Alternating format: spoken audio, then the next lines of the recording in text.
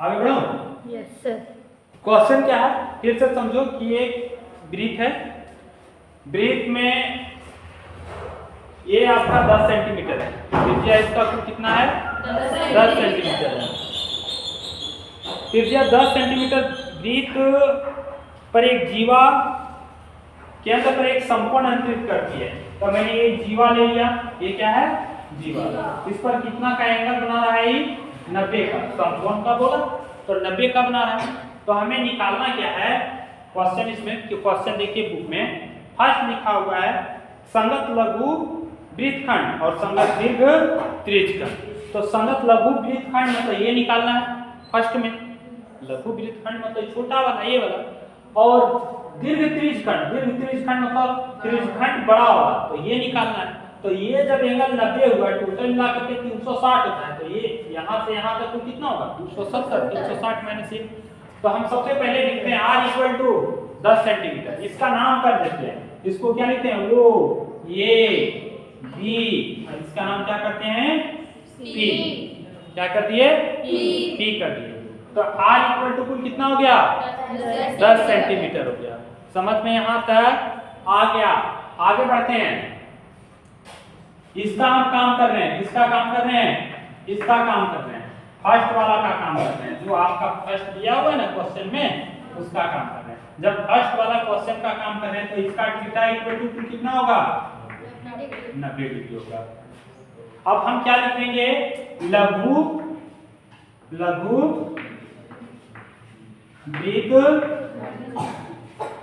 वृत्तखंड का क्षेत्रफल। जरा सा इसको समझेंगे इसलिए जरा धीरे से बता रहे हैं।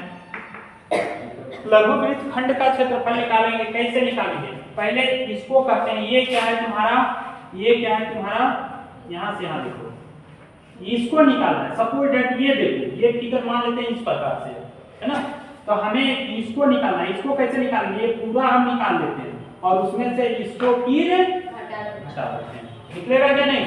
अगर फिगर आपका ऐसे दिया हुआ रहे कहीं इस प्रकार से तो कहेगा इसको निकालने के लिए, तो हम क्या करेंगे पूरा का निकालेंगे, उसके बाद इसको हटा देंगे, कितना ही केवल बचेगा क्या नहीं। तो हम लिखते हैं लघु वृत्तखंड का क्षेत्रफल इक्वल टू त्रिज्यखंड का क्षेत्रफल, किसका त्रिज्यखंड। कौन सा त्रिज्यखंड, इसका नाम है O A B, O A P B कर देते हैं, ओ ए पी बी का क्षेत्रफल माइनस किसको घटा देना है बच्चों, किसको घटा देना है त्रिभुज को घटा देना है, तब ना निकलेगा ये क्या होगा त्रिभुज, क्या नाम है उसका ओ ए बी, चाहे ए बी ओ का क्षेत्रफल। ठीक है, पीछे वाला क्लास में बताए हैं, पीछे जो त्रिज्यखंड का क्षेत्रफल जब निकालते हैं क्या होता है थीटा बटे 360 इंटू पाई आर माइनस त्रिभुज का क्षेत्रफल। जब ये कौन सा त्रिभुज हुआ समद्विबाहु त्रिभुज। हम बताएं कि ऐसे त्रिभुज निकालने की जरूरत पड़े तो हम क्या निकालेंगे 1/2 r स्क्वायर sin थीटा। ठीक है, याद क्यों लिए, क्योंकि ये त्रिज्या है इसीलिए हम भुजा को हम क्या ले लिए r ले लिए। तो यहाँ लिखते हैं 1/2 r स्क्वायर sin थीटा। पीछे बताया थे, पीछे जिसमें समझाए थे थीटा का वैल्यू कितना है बताओ 90/360। पाई का वैल्यू 22/7। इसमें 3.14 नहीं लेने के लिए बोला है, सेकेंड वाला बोला है। गुड। आर का वैल्यू कितना है बोलते जाओ 10 है, यहाँ भी हमने 10 × 10 कर दिया क्योंकि आर का स्क्वायर था। 1/2 आर का वैल्यू क्या कर देंगे 10 × 10 और ये कुछ कितना हो गया साइन कितना डिग्री थीटा मतलब एंगल साइन 90। इसको काटना है, काट दीजिए 1/4 आ गया 1/4। इसको एक साथ लाते हैं इंटू कितना हो गया 22 × 10 × 10। अब अब यहाँ पे देखेंगे, यहाँ पे कुल कितना बचा केवल 7 माइनस 1/2 इंटू 10 इंटू 10 साइन 90 का वैल्यू 1 होगा। अब बढ़ेगा क्या नहीं? अब हाँ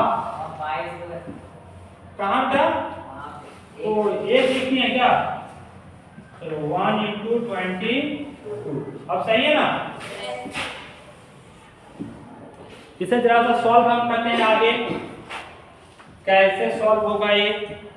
10 और 10 दोनों में है तो 10 और 10 कॉमन ले लें क्या? 10 और 10 कॉमन ले लें। इसको भी काट देते हैं तो ये काटेंगे तो कितना बचेगा? 2 से काटे तो ये कुल कितना बचा? 11। तो 1/2 भी कॉमन और 10 और 10 भी, क्योंकि इसमें भी 1/2 है।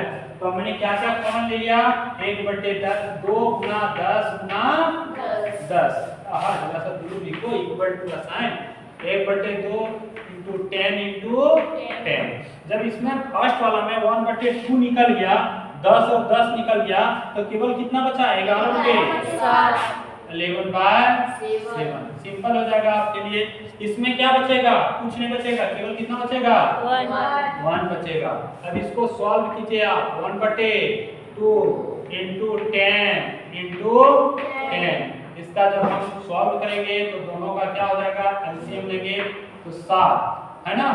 11 माइनस 7 1/2 इंटू 10 इंटू 10 कितना बचेगा? ये 7 4 11 4 बचेगा ना?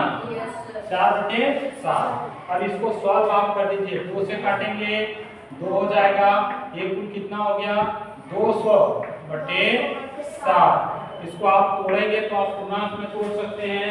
कुल कितना होगा? 7 दूनी 14 बचा कुल कितना? 6 7 8 56 बचेगा कुल कितना? 4 और 7। यही ना? एक बार देख लेंगे। सही है? ये क्या चीज निकालती है बच्चों? लघु वृत्तखंड का क्षेत्रफल इक्वल टू कितना सेंटीमीटर? कितना? 28.5। तो इसको काट दीजिए, आ जाएगा। अभी भी देखिए 200 से काटिए, इसको देखना आ जाएगा। 200 को 7 से काटते हैं तो 700 का कितना? नहीं हाँ 7 दूनी 14 हुआ ना? बचा तो कितना?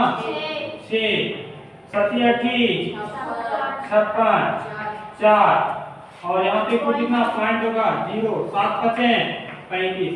उसको अगर बनाना चाहते हो तो 28.5 भी आ गया, आप लिख सकते हो 28.5 सेंटीमीटर स्क्वायर। दूसरा क्या था? दूसरा क्वेश्चन का देखो, एक आंसर तुम्हारा ये आ गया, ये आंसर तुम्हारा आ गया। दूसरा हमें क्या लेना है? सेकंड नंबर में इसमें क्या होगा? r इक्वल टू कहेगा 10 सेंटीमीटर और थीटा इक्वल टू कितना होगा?